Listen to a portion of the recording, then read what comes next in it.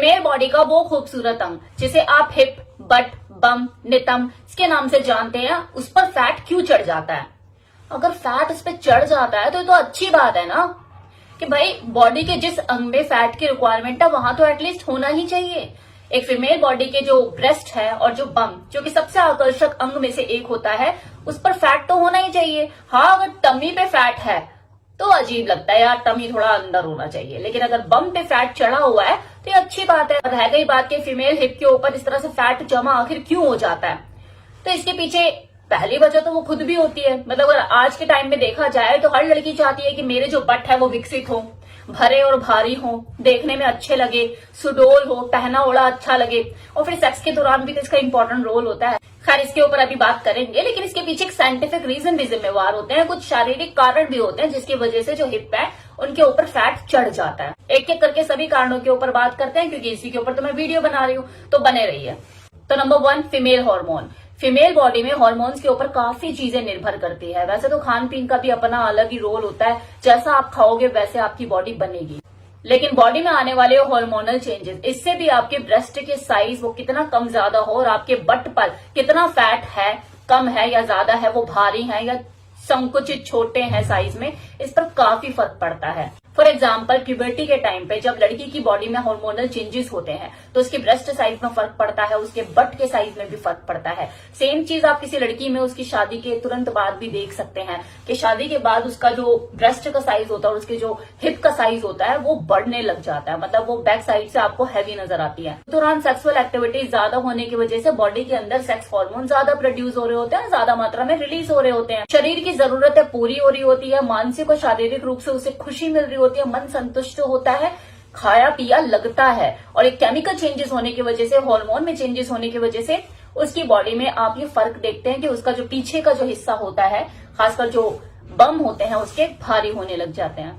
अब देखिए, भारी नितंबों का ना अपना एक आकर्षण भी है। ये ना केवल किसी फीमेल की शारीरिक खूबसूरती को बढ़ाता है, बल्कि उसे दूसरों की नजरों में डिजायरेबल भी बनाता है।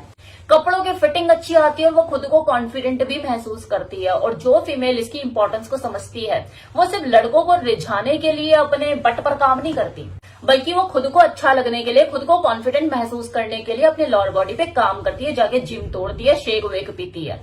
आफ्टर ऑल, जो डेली रूटीन की जो भाग दौड़ होती है, चाहे वो घर के काम हो या बाहर की, अगर कोई वर्किंग वूमेन भी है तो वो सारा जो प्रेशर होता है भाग दौड़ का, उठने बैठने का, सीढ़ियां चढ़ने का, वो तो लोअर बॉडी ने ही आपके उठा रखा होता है।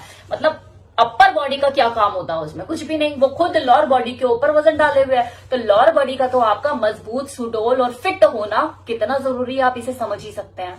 इसलिए अपनी बॉडी के इस हिस्से को खूबसूरत बनाने के साथ साथ मजबूत बनाने का ट्रेंड महिलाओं में बढ़ता चला जा रहा है। अब अगर बेडरूम एक्टिविटीज की बात करें तो जब दो लोग संबंध बना रहे होते हैं तो ये भारी नितंबों का आकर्षण कुछ अलग ही होता है। ये किसी फीमेल के कामुक होने का संकेत भी देते हैं और किसी मेल को, मतलब उसके मेल पार्टनर को सेक्सुअली अराउज करने में भी मदद करते हैं। किसी फीमेल की लोअर बॉडी अगर मजबूत और आकर्षक होती है तो वो सेक्स को और ज्यादा प्लेजरेबल, कंफर्टेबल बनाने में मदद करती है। आप सेक्स के दौरान मैक्सिमम पोजीशन उसके साथ एंजॉय कर सकते हो और अपने प्लेजर को बढ़ा सकते हो।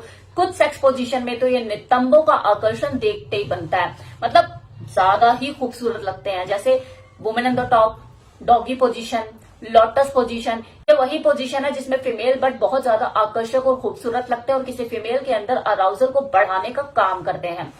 जब कोई पुरुष वाइल्ड होता है, मतलब एक टाइम ऐसा आता है सेक्स के दौरान जब वो बहुत ज्यादा वाइल्ड हो जाता है, तो सबसे पहले अटैक वो इसी के ऊपर ही करता है। वो स्पैंकिंग कर सकता है या हल्के फुल्के चाटे मार सकता है, उन्हें दबा सकता है, स्क्वीज कर सकता है, और उस फीमेल पार्टनर को भी मन ही मन ये तसल्ली मिलती है कि चलो इसने अटैक मेरे पीछे ही करा, ऊपर आके नहीं करा, यहाँ तो हालत खराब कर देता। दोनों को ही यौन संतुष्टि मिलती है और उनके लिए सेक्स बहुत ही इंजॉयबल और प्लेजरेबल साबित होता है। अब वो महापुरुष जो कि स्पैंकिंग करने का शौक रखता है, उसकी जो फीमेल पार्टनर, उसके नितंब थोड़े से हैवी हैं, तो उसके लिए तो मजे ही मजे। फिर मतलब उससे बढ़िया चीज उसके लिए कुछ हो सकती है क्या सेक्स के दौरान? तो देखो, ये जो हैवी हिप्स होते हैं ना, मतलब पीछे से जो साइज है वो थोड़ा सा भरा हुआ, सुडोल होता है, तो ये आकर्षण का केंद्र तो होता ही है। इस आकर्षण से ना तो कोई पुरुष बच पाया है, इनफैक्ट महिलाएं भी नहीं बच पाई हैं। मतलब एक फीमेल दूसरी फीमेल को देख के अंदर अंदर परेशान होती रहती है, यार इसके इतने अच्छे हैं, हैवी है, मेरे क्यों नहीं है। तो वहीं कुछ ऐसी फीमेल भी होती है जो अपने एक्सेस अमाउंट ऑफ हिप्स से ज्यादा परेशान रहती है। यार चाहिए मुझे, लेकिन ऐसे नहीं कि मैं यहाँ वहां हर जगह से फैल रही हूँ, अदरक की तरह निकल रही हूँ। वो अपने बढ़ते हुए वजन से परेशान होती है, बढ़ता हुआ वजन, उसकी बढ़ती हुई चर्बी उसके कूल्हों पर ही ज्यादा जमा होता है, जिससे वो परेशान होती है। क्योंकि जाहिर सी बात है, अगर आपकी बॉडी में जरूरत से ज्यादा कुछ है तो वो आपको खूबसूरत बनाने की बजाय बदसूरत ही बना देता है। फिर वो औरत डोरेमोन लगती है या फिर जियान लगती है, तो उनकी कोशिश रहती है कि मैं अपने हिप्स का साइज कम कर सकूं, जिसके लिए वो जिम भी तोड़ती है, अपने खाने पीने पर भी ध्यान देती है। लेकिन सालों साल जिम करने के बावजूद भी और डाइट कंट्रोल करने के बावजूद भी उनका जो वजन है वो ज्यों का त्यों ही रहता है। चर्बी इधर से उधर नहीं हो रही होती, कुछ एक फर्क पड़ जाएगा लेकिन दोबारा वैसी हो जाएंगी। जानते हो क्यों? क्योंकि उनको अपने शरीर की सही समझ होती ही नहीं है। उन्हें ऐसा लगता है कि कम खा के डंबल उठा के बस सब हो जाएगा, मैं फैट टू फिट हो जाऊंगी। लेकिन वो फिट टू फैट ही रहती है, कभी भी फिट नहीं हो पाती। अगर आपकी बॉडी के अंदर किसी भी तरह का कोई हार्मोनल डिस्टर्बेंस, कोई असंतुलन है, अगर आप किसी डायबिटीज, थायराइड या पीसीओडी जैसी समस्या से ग्रसित हैं, तो आप जितना मर्जी डंबल उठा लो, वर्कआउट कर लो, कूद लो, अपनी डाइट को कंट्रोल कर लो, कुछ नहीं होगा। आपको पहले अपनी बॉडी की इस एरिया पे काम करने की जरूरत है। पहले आप अपने शरीर को अंदर से संतुलित कीजिए, उसके बाद आपका शरीर बाहरी रूप से संतुलित हो पाएगा। क्योंकि आप जितना भी जिम तोड़ लो, जितना भी आप अपने खाने पीने में चेंज कर लो, आपके जो अंदर के हॉर्मोन्स है ना, वो तो बिगड़े हुए हैं ना, तो असर ही नहीं करेगा, आपको डिजायर रिजल्ट देगा नहीं। तो वो कोऑर्डिनेशन होना जरूरी है। आपका शरीर आपकी सुन ही नहीं रहा है, तो आप कितने भी एफर्ट कर लो, कोई रिजल्ट नहीं मिलेगा।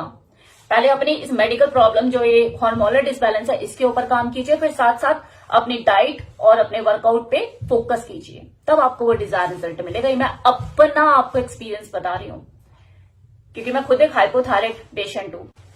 इस बढ़ते हुए वजन को मैंने कैसे कंट्रोल किया है, खुद को कैसे फिट टू शेप में लेकर आई हूं, यही मैंने आपको इस वीडियो में आज बताया है।